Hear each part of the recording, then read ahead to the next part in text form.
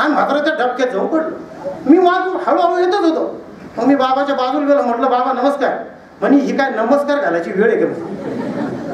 म्हटलं तुम्ही पडलात का? म्हणे मग तुला दिसत नाही का? म्हटलं बाबा तुम्ही पडलात. ती म्हणे आपण नाही पडलो. लगेच शब्द फिरावा.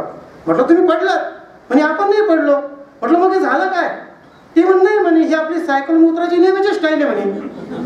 मला म्हणे तुला शिकवू का? म्हटलं नको माझा साखरपुडा झाला अजून लग्न होऊ द्या मग मी तुमच्याकडे प्रशिक्षण नव्हे. म्हणजे बघा अशी काही म्हातारी माणसं सुद्धा आपल्याला विनोद देऊन जातात. आता कोरोनामध्ये हे घडलेलं आहे पण त्या गावाचं नाव सांगितलं की कोरोनामध्ये टीव्हीवरती यायचं जाहिरात की कोरोना झालेल्या पेशंटच्या संपर्कात एखादा दुसरा चांगला माणूस गेला तर त्याला कोरोना होतो. हे तर सगळ्याला माहिती आहे. एकाच्या घरी त्याची मेहुणी पाहुणी आली आणि घरी जर कुणी पाहुणा आला तर लगेच रिपोर्ट जायचे. बरोबर आहे. कधी कधी पाहुणा म्हणून गेल्यावर दरोडेखोरासारखं राहावं लागलं. सर मी खोटं बोलत नाही. मी कोरोनातून जेव्हा सुटलो तेव्हा मी माझ्या बहिणीच्या गावात गेलो. अक्षरशः 20 दिवस मी चोरासारखा घरात होतो.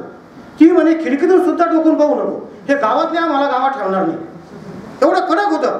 आणि कुणाच्या घरी जर पाहुणा आला तर लोक बारीक लक्ष ठेवून असायचे. याच्या घरात याची मेवणी आली आणि बाजूच्या बंगल्यावाल्याने महानगरपालिकावाल्याला फोन केला. ते आले बघ सकाळी ते सगळे ते मशीन घेऊन नाकात कानात घालायचे काय आले. त्यांनी काय केलं अगोदर त्याच्या वडिलाला चेक केलं. रिपोर्ट आला. हा माझा मित्र म्हणे काय झालं साहेब? म्हणे निगेटिव्ह. चला वरच्या रूममध्ये जा. मग त्यांच्या मिसेसला त्या बाबाच्या निगेटिव्ह. चला वर जा. मग याच्या बायकोला तपासलं. याचा बीपी आधी 120 होता. बायकोला तपासताना थोडा 130 झाला. जास्त नाही वाटलं. मग ते बायकोच्या निकालाकडे लक्ष होतं त्याचं. मग त्याची बायको म्हणे साहेब माझा ती म्हणे निगेटिव्ह. चला मग त्याची दोन्ही पोरं तपासली. ते निगेटिव्ह. मग त्याच्या मेवणीचा नंबर आला आणि याचा बीपी 180 झाला. मग त्याच्या मेवणीला तपासलं. मग ते म्हणे साहेब काय? म्हणे पॉझिटिव्ह. आणि मग याला वाटलं आता का जर आपला पॉझिटिव्ह आला तर आपला कार्यक्रमच आहे. मग आपला घटस्फोटच आहे. आपल्याला जगात कुणीच वाचू शकत नाही. ते महानगरपालिकेचे सगळे अधिकाऱ्याला म्हणे साहेब आता काय करा तुम्ही आता तपासलं ना मी उद्या येऊन तिथं तपासतो. ते म्हण नाही तिथं नाही यायचं. पोलिसाला बोलू का? हे थरथर कापायला लागलं. आम्ही साहेब असं करा मला लय त्रास व्हायला लागलो मी जाऊ का बाहेर? ती येते म्हणे. याला रस्त्यात 2 जण उभे केले. तपासलं. हा असं म्हणजे ते कसं ते सेकंद कसे वाचतात तसं त्याच्या छातीचं वाजवलं. ते म्हणे साहेब अहो निकाल काय? म्हणे निकाल तर लागला. म्हणे काय? म्हणे तुम्ही पॉझिटिव्ह आले. आणि नेमकी तेव्हाच टीव्हीवर जाहिरात आली की एखाद्या कोरोना पेशंटच्या संपर्कात जर दुसरा चांगला माणूस गेला तर त्याला कोरोना होतो. मग पुढे काय झालं हे काही मला माहीत नाही. फक्त जे घडलं ते मी तुम्हाला सांगितलं. पण त्यावर मी असं लिहिलं की बायको म्हणाली नवऱ्याला हे कोरोनाचं संकट तुमच्यामुळं घरी आलं. कारण माणसं बाहेर जास्त फिरायची. बायको म्हणाली नवऱ्याला हे कोरोनाचं संकट तुमच्यामुळं घरी आलं. कोण कुणाच्या संपर्कात आहे हे कोरोनाने पुराव्यानिशी दाखवून दिलं. कारण ते कोरोनामध्ये पुरावेच होते. आजोबा आणि नातू हे भावनिक नातं आहे. खूप चांगलं नातं आहे. पण काय माहिती आहे का काही नातू खोडकर असतात आणि काही आजोबा त्यांच्यापेक्षा खोडकर असतात. दिवाळीचे दिवस होते आणि सुनबाईने शंकरपाळे केले होते. ते बाबा ते झोपाळ्यावर बसले. शहरात होते. मुलगा चांगल्या ठिकाणी नोकरीला होता. समोर अशा फुलांच्या कुंड्या ठेवलेल्या होत्या आणि बाबाचा झोपाळा होता. सुनबाईनं त्या प्लेटमध्ये शंकरपाळे आणून दिली. मग बाबाने शांत खाव ना. बाबाने शांत खायला पाहिजे. ते बाबा ते मोबाईलवर ते नातू गेम खेळत होता. ते बाबा त्याला काय म्हणले अरे कसं आहे म्हणे हे शंकरपाळे झोपाळा शांत असताना खाण्यात मजा नाही म्हणे. तू काय कर मला एकदा जोरात झोका दे म्हणे. आता ते नातू इंग्रजी शाळेतलं. त्याच्या हातात एका हातात मोबाईल. ते आलं टेन्शन मध्ये त्याने आजोबाला असा झोका दिला शंकरपाळ्याच्या प्लेट सहित ते म्हातारा फुलाच्या कुंड्यात जाऊन पडलं.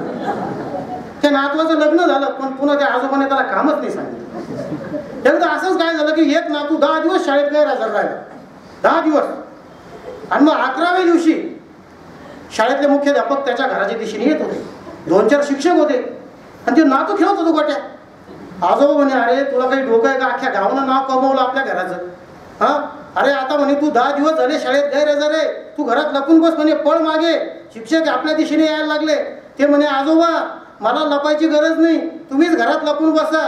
मी मुख्याध्यापकाला सांगितलं माझ्या आजोबाचा मृत्यू झाला आणि उद्या त्यांचा 13वा आहे. त्या आजोबांना पुढे काय झालं माहित नाही, पण मला नाही वाटत ते आजोबा जगले असतील. म्हणजे असे काही लोक असतात. एकदा काय झालं की शिक्षक म्हणाले विद्यार्थ्यांना, म्हणे उद्या आपल्याला पालक सभा घ्यायची, प्रत्येकाने सोबत पालक आणायचा. म्हणे प्रत्येकाने सोबत पालक आणायचा. मागची पालक सभा घेतली म्हणे, अरे अर्धे पालक गायब. उद्या प्रत्येकाने सोबत पालक आणायचा. एक माझ्यासारखा कलाकार होता, उठला म्हणे साहेब सर जरा एक शंका होती हो. कसं आहे म्हणे आम्ही पालक कालच खाल्ला म्हणे, उद्या पनीर आणू का म्हणे, पनीर आणि थोडा मीडियम तेच बनवतो म्हणे, तुम्हाला जरा तिखट चालत नाही. त्या दिवशी त्या सरांनी लगेच राजीनामा दिला. ते म्हणजे इथं थांबायचंच नाही, आता हे आपल्याला जगूच देणार नाही. एकदा माझे वडील मला असं म्हणाले, तू जर कागदावर लिहिलं तर कागद फाटून जाईल, तू जर मातीवर लिहिलं पावसाने मिटून जाईल. तू असं कर, तू माणसांच्या काळजावर लिहायला शिक, आयुष्यामध्ये कधीच मिटणार. आत्ता पाठीमागे सर मी गेलो, माझ्या मुलांनी माझ्या हातातला मोबाईल घेतला आणि माझी मुलं मला म्हणाली की पप्पा आम्हाला पाखरांचे फोटो काढायचे. मी म्हटलं बेटा तुझ्या हातात जो मोबाईल आहे त्या मोबाईलमुळेच रानातली पाखरं गायब झाली. पुन्हा मी माझ्या मुलांना असं म्हणालो की जेव्हा माझा बाप रानात यायचा तेव्हा रानात पाखरांची पंगत बसायची, अख्खं रान त्या पाखराने गजबजून जायचं. म्हणजे माझा बाप होता तेव्हा रानात पाखरं यायची. बाप अशिक्षित होता, मी शिकलो, सुशिक्षित झालो, MA PhD झालो, आज मी रानात जातो, पाखरं गायब होतात. म्हणजे माणसं जरी अशिक्षित असली तरी त्यांची माणुसकी ही किती श्रीमंत होती हे आपल्याला त्या माणसाच्या जवळ गेल्यानंतर हे आपल्या लक्षात येईल. मला एकदा असंच गॅदरिंगमध्ये एका मुलीने प्रश्न विचारला की सर तुम्ही महाराष्ट्रभर फिरता, लोकांच्या चेहऱ्यावर हास्य फुलवता. मी म्हटलं माझ्या परीने रानातला विनोद माणसाच्या मनापर्यंत पोहोचवण्याचं मी काम करतो. किती लोक असतात हे मला माहीत नाही, परंतु प्रामाणिकपणे पोहोचवणं हे माझं कर्तव्य आहे. त्या मुलीने मला असं विचारलं की सर लोकांना मोठमोठे पुरस्कार मिळतात, आजपर्यंत तुम्हाला कुठला मोठा पुरस्कार मिळाला? मी सांगितलं बेटा आजपर्यंत मला कुठलाही पुरस्कार मिळाला नाही, परंतु माझ्या आईने माझ्या फाटलेल्या सदऱ्यावरून फिरवलेला मायेचा हात हा मला मिळालेला जगातला सर्वात मोठा पुरस्कार. सर सांगायला हरकत नाही, माझ्या वडिलांना शेवटपर्यंत रेडिओ विकत घेता आले नाही ही मला खंत आहे. माझ्या वडिलांना शेवटपर्यंत मला TV विकत घेऊन देता आला नाही ही माझी खंत आहे. पण एकदा माझे वडील मला रानात म्हणाले की विष्णू आपल्या गरिबीमुळे आपल्याला रेडिओ विकत घेता येत नाही, पण असं काही करून दाखव की रेडिओवाल्याने तुला मुलाखतीसाठी बोलवलं पाहिजे. 18 वेळेस माझा आकाशवाणीवर कार्यक्रम टीव्हीवर तर अनेकदा झाले. म्हणजे मी जेव्हा ज्यूस सेंटरवर काम करायचो तेव्हा माझ्याकडे 50 पैसे पेपर विकत घेण्यासाठी नसायचे, म्हणून चोरासारखा मी दुसऱ्याच्या हॉटेलमध्ये जाऊन एक पेपरचा तुकडा घेऊन ते वाचायचो. त्या हॉटेल मालकाची नजर चुकून कदाचित मला तेव्हा असं वाटलंही नसेल की पेपरच्या पहिल्या पानावर आपला फोटो येईल. कमीत कमी 30 ते 40 वेळेस तुमच्या सर्वांच्या आशीर्वादाने पेपरच्या पहिल्या पानावर माझे फोटो छापून आले. म्हणजे सांगायचं तात्पर्य तुम्ही वाचन जर केलं, संघर्ष केला, मेहनत केली तर लोक तुम्हाला आपोआप ओळखतात. एकदा अमिताभ बच्चन एका खेड्यात असे मुलाखतीला गेले, त्यांची मुलाखत होती. एका खेड्यातल्या अत्यंत साध्या कपड्यातल्या मुलाने अमिताभ बच्चनजी यांना विचारलं की सर मला तुमच्यासारखा हिरो व्हायचं, मी काय करू?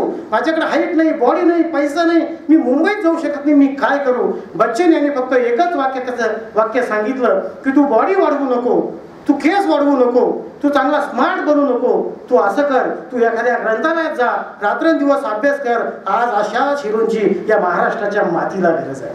कारण त्यांचे वडील हरिवंशराव बच्चन यांचं कुटुंब हे कवितेच्या मानधनावर चालायचं.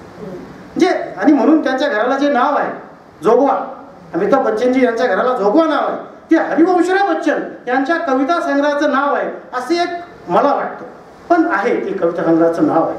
म्हणजे एवढा मोठा स्टार असताना सुद्धा त्यांचं लेखणीवर आणि पुस्तकावर किती प्रेम आहे हे मला यातून सांगायचं आहे. फक्त शेवटचे एक 4-5 मिनिटं चालेल ना? हां, एक 4 ते 5 मिनिटं मी घेतो, कारण कवीचं आणि प्राध्यापकाचं थोडं घंटी वाजल्याशिवाय थांबता येत नाही. काय झालं सर, एकदा एक कवी, एकदा ग्रामपंचायतीची एका गावात निवडणूक झाली आणि गाव तणावपूर्ण वातावरण, तणावपूर्ण.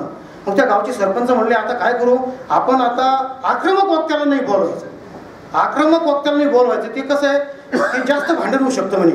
आपण काय करू, एखाद्या विनोदी वक्त्याला बोलू.